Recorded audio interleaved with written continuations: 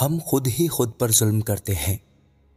खुदा से दूर जाकर हमारी रूह चीख रही होती है, उसे खुदा की ज़रूरत होती है, वो खुदा के लिए उदास होती है और हम उसे हर हकीर चीज़ से बहलाना चाहते हैं।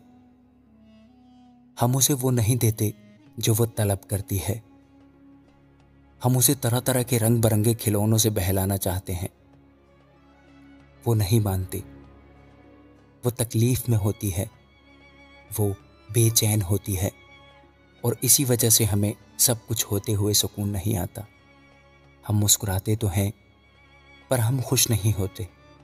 हम बस टालते रहते हैं अपनी इस ज़रूरत को जिसके साथ ही हमारी बका है, और टालते टालते इस नहज पर आ जाते हैं कि हम जिंदा जिस्मों में मुर्दा रूहें लिए फिरते हैं।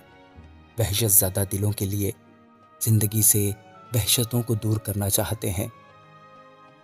खुदा हम पर जुल्म नहीं करता, हम खुद ही खुद पर जुल्म करते हैं, खुद का ताल्लुक खुदा से काट कर। God bless you all.